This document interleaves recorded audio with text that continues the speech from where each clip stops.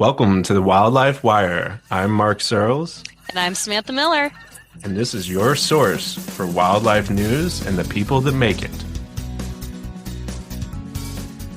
On this week's episode, Jaguars versus the border wall, grizzlies aren't wolves, bobcats in New York, and snakes here in unusual ways.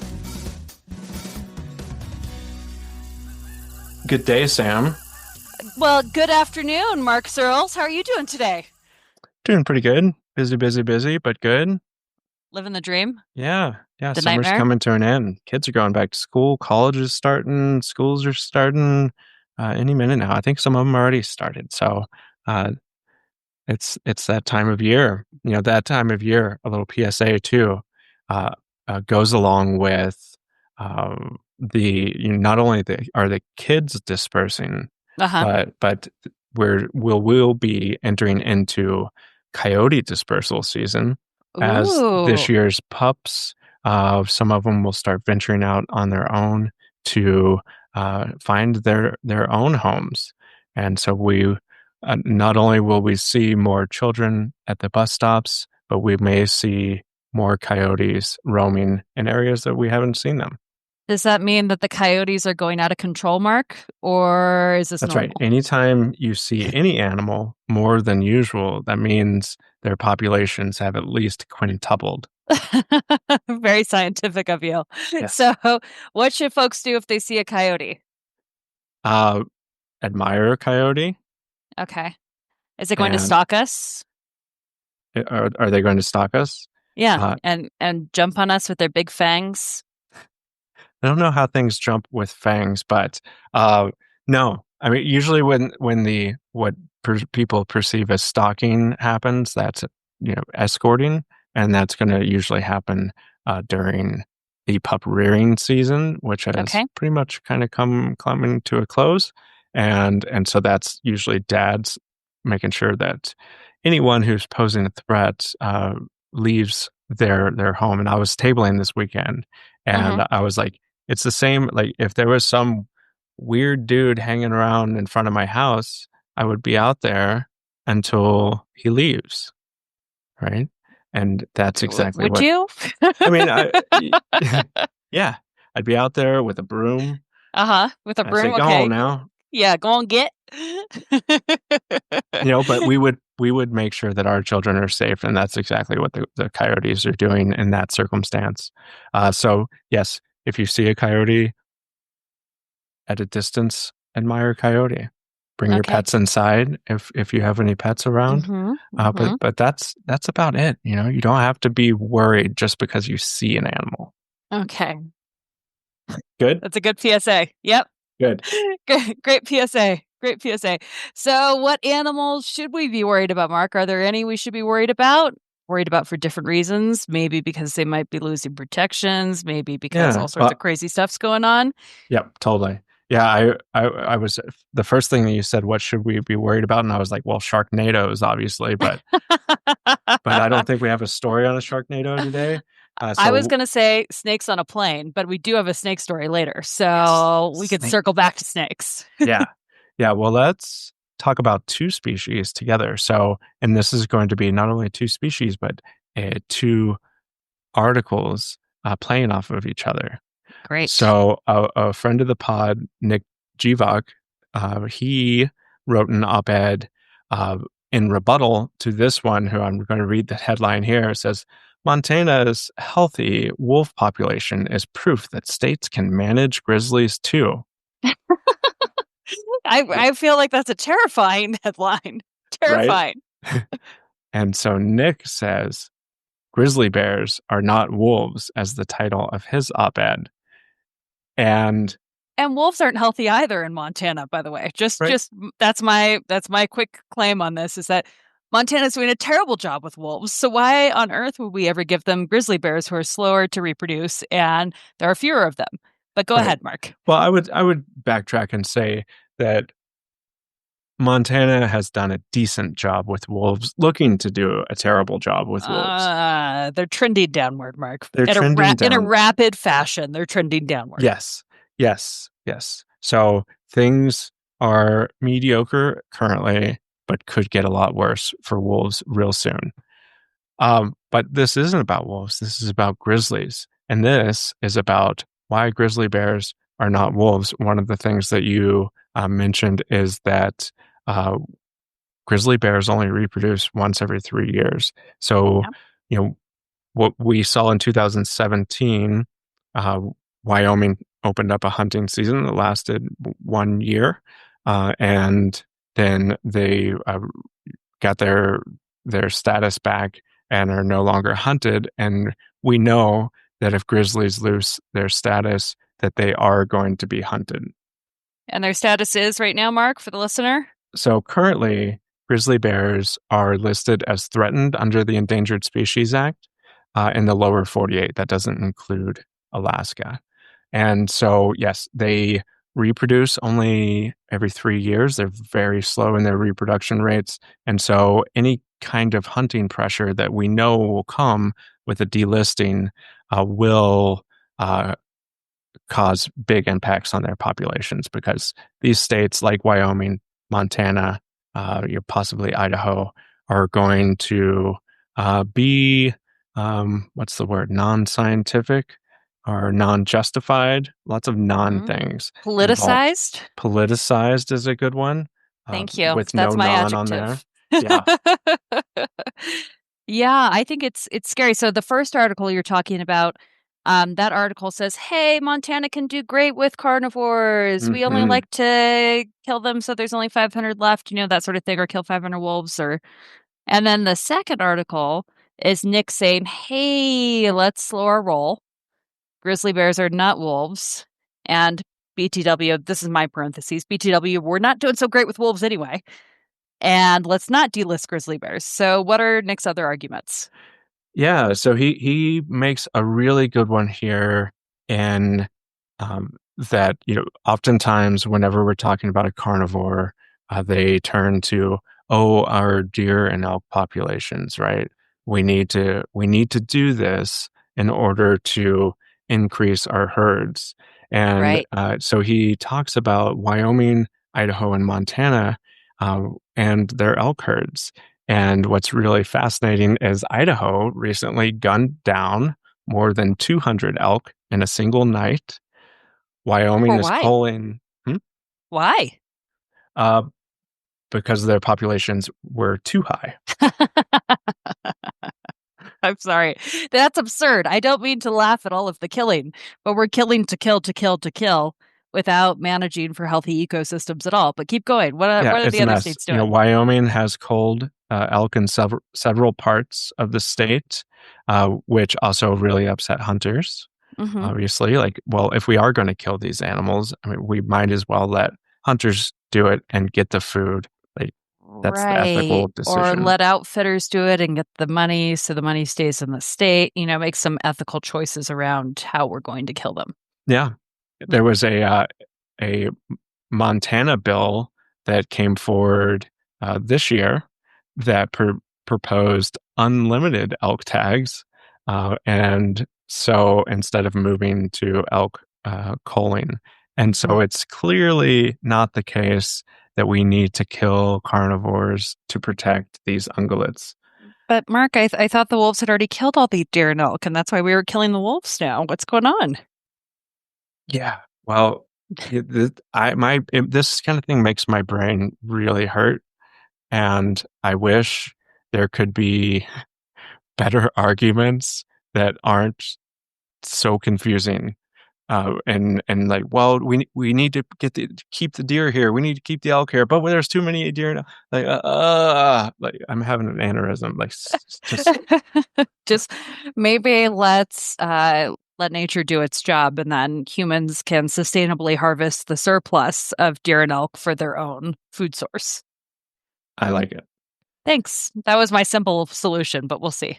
Yeah. So there are many uh, grizzly bear advocates and hunters. Ethical hunting community doesn't want to see it happen either. Nick's a big elk hunter as well. Chris Servine I know he is concerned. He's also a friend of the pod and the grizzly bear expert. And so it's uh, it's frightening because we don't know what the Trump administration has in store for grizzlies. But this is our time to make sure that they keep that status, not necessarily because their numbers don't warrant being delisted, but because we know what the states are capable of. Right. Right. Speaking of what we're capable of, are you ready to hear about my carnivore story? Yeah. Okay. So, as we talked about, giving power back to the states, there are some federal powers at work right now that are not helping us either. And that will likely come into play with grizzly bear management if grizzlies are delisted by the administration right now. But it's also coming into play with this administration's very aggressive immigration policy. You want to know how? Please tell me. Do you remember the people chanting, "Build the wall, build the wall"? Mm-hmm. The wall is back, Mark. It is back and it's And being bigger than built ever. bigger than ever. It's the biggest wall that will fragment habitat and destroy so much wildlife without any consideration for the Endangered Species Act, for these large swaths of land that, animals don't really know, hey, this is Mexico, this is the United States. They're doing their job, being wild animals out there in the borderlands. And my story is about one of our most elusive animals that we rarely, rarely, rarely see in the United States. And a lot of that is because of that habitat fragmentation, and that's the jaguar. So we have one. I wasn't that it was just one. I know you were looking at me like 100. No, there is one Hey, jaguar. it all starts with one, preferably two, preferably a male and a female. One male jaguar that is wandering the borderlands between Arizona and Mexico. And the reason we are worried about this jaguar is because, I don't know if you know this, but Christy Nome, animal lover Christy Nome, she is really pushing for that border wall to be completed in this very important habitat corridor for the jaguar and other animals. And if it's completed, that one male jaguar will not be able to get back to the other side where the female jaguars are. So I know how you said ideally there's two, but what if they're an international couple and they go Ooh, back and forth between Arizona and Mexico? Maybe they've got their vacation house in Mexico. Maybe dad likes to take a break and go to Arizona for a little bit. Well, if he's on the other side of that wall, guess where he gets stuck? the wrong side. The wrong side. If he's in Arizona, he could very well be the United States' last jaguar to exist, and he will never reproduce because he won't be able to get back over the other side. The wall has no space for wildlife crossings, so it is a hard stop for any species going back and forth in the borderlands. And it's incredibly dangerous to species recovery. It's dangerous to all of the species that rely on jaguar because, as we know about our, charismatic megafauna, our big cats and wolves and other cool animals we like to follow, like grizzly bears. Everything they do for the ecosystem cascades down to even the tiniest little herbivores. And by building a border wall and failing to consider the Endangered Species Act and a lot of other issues associated with this border wall, we could actually make a species go extinct in the United States. It's very That's my sad. story. I Yes. do like how you said herbivore instead of herbivore. Very British of Herbivore. you. The hub of the herbivorous of the species. And what I propose, what if we get get the ecosystems looking so good along the border that it's rich with all kind of carnivores that terrify people from illegal border crossings? Oh, there you go. That might appeal to this administration. What I was thinking is, what if we just had the biggest, best ecosystems in the world? Like so beautiful, very, very beautiful, stunning, better than they've ever been ecosystems. Wouldn't that be cool? That Could would that be be super. appealing? So, the Center for Biological Diversity is suing over this section of the border wall to try to save the jaguars. So keep an eye out for that lawsuit, and hopefully we'll be able to stop the wall from being completed and really damaging a bunch of species that don't see borders like we do. Yeah, well, I don't think we see the border like Trump does, but No, no, no, but humans at least know what a border means, you that's know? yes. Yeah. Yeah, it is such a sad state, that we don't include biodiversity in these big policy decisions. Like, sure, yeah, let's tighten up the border, but let's think about all of the implications of how you want to tighten up the border, and that is should be the modern way, but it's not. The modern way is big, beautiful, Hmm. bad walls. Ah. Well, Ah, from one elusive predator to another, don't we have another yeah, predator this story? one's I think you fun. said predator and not carnivore. This one made me, yeah, I did say predator because Okay, this is what the headline is, and this one made me chuckle because I didn't know what it was referring to until I started reading it. I'm And so ready. we're gonna play the guessing game, see if you can figure it out.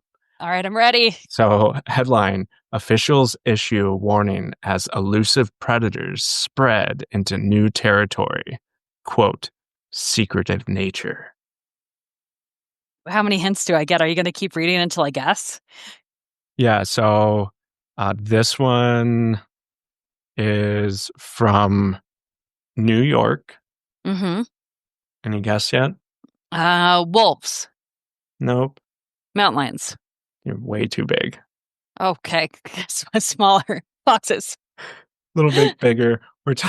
These this warning about an elusive predator is about a bobcat. Bobcats are thriving.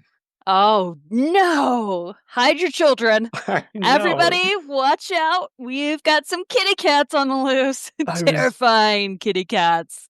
what what's the stupidest part about it is that the article itself is fine. It's fine. And Okay.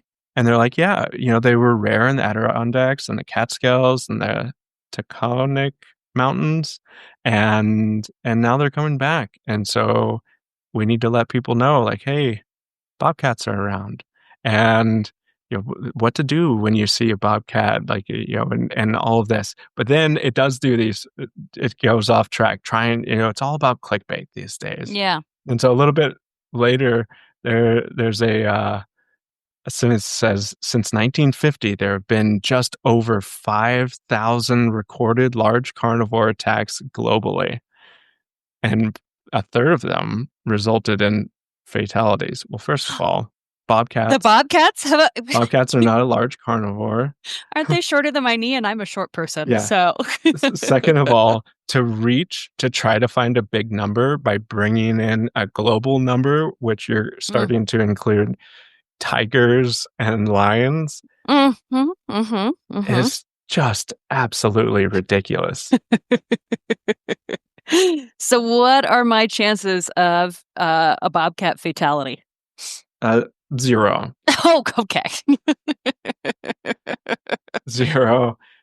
Sure, they might take a small dog or a cat, uh, but that's it, right? And so they could have gone about this completely differently and chosen to celebrate a wild carnivore reestablishing more area in its native ecosystems, but instead they tried to really bring up the fear. Well, no one wants to click on conservation success story. An I do. incredibly rare and elusive cat makes its return. It's constantly disappointing to see the clickbait, but at the same time, I want to let you know that I fell for some clickbait, and that's my last story of the Oh, day. good. So I'm the problem, Mark, too. I just want to admit Well, I I'm clicked part of on the this problem. one. And my story is snakes hear with their jaws. Here's What? how that works. Yes, If that's they right. hear with their jaws, do they hear da da Dun, dun, da da? dun. Yes, they've formed an alliance with great white sharks and they're attacking together. I lie. I kid. That's not the headline. So snakes do hear with their jaws, and you want to know why? Why they hear them with their jaws or Yeah, how? why and how. Yeah, absolutely. I know nothing So about this. So all sorts of reptiles have little tiny ear openings. So if you think about snakes or not snakes, sorry, obviously they don't. Snakes do not have tiny ear openings. Lizards or crocodilians do have tiny ear openings. And so they actually hear through their little tiny ear openings. Snakes don't have those. And instead of having multiple bones that create this little eardrum like the other species, they have one modified bone called a columella and it's connected to the quadrate bone. These are all very technical terms. I apologize, everybody. But it suspends the snake's lower jaw from its skull. So they actually hear by picking up tiny vibrations with their jaw. And that Figured it means was a they can. vibration thing, yeah. Do they have to have their mouth open to hear? So even when they rest their jaws on the ground, because you know how snakes slither around, their jaws are on the ground. And so they pick up the vibrations that way. And I know you have a question for me, Mark. Are you ready? Mhm. You're thinking, well, how do sea snakes hear? What about snakes that are aquatic? How Well, do they hear? they don't they don't need to hear, they see. No, they actually can also hear. They can hear through a process called somatic hearing, where they are picking up the good vibrations through the water. So they respond to super low frequency sounds by feeling them rather than hearing them through little ears. Isn't that crazy? Hmm. Well, Brian Wilson didn't sing in low tones. He was more of a soprano, I think. Well, snakes are picking up the good vibrations all the time. And it's really cool to think about how they evolved to do that. And I had never noticed that snakes didn't have those teeny tiny ear openings that other reptiles do. I wonder And why that is.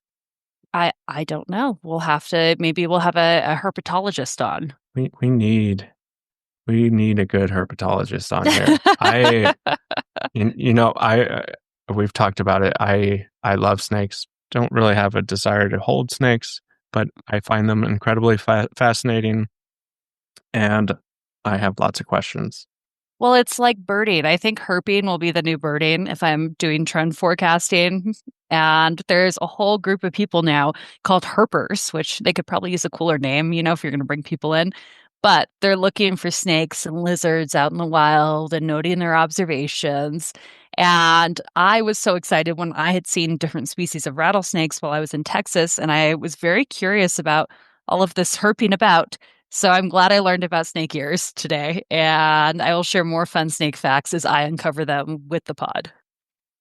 I'm excited for that. And for our listeners, if anyone knows a good herper or herpetologist out there, I would love to have them on the pod. Me too, because snakes are awesome, and I do like to hold them and pick them up and look at them and talk about them with my child, or even if it's a poisonous snake, like casually move it with a rake out of the road, or just whoop, No, pick them up and get them out of the way and let them do their snake work. So that's my snake story, and more fun snake facts hopefully coming your way soon I hope if you're so. into that. I have a friend with a snake named Beans. Oh, that's a cute snake name. Very cute. It is. And on that note, thanks for listening, and we will see you soon. Bye. This has been an episode of the Wildlife Wire with me, Mark Searles, and my co host, Samantha Miller. Thank you for listening.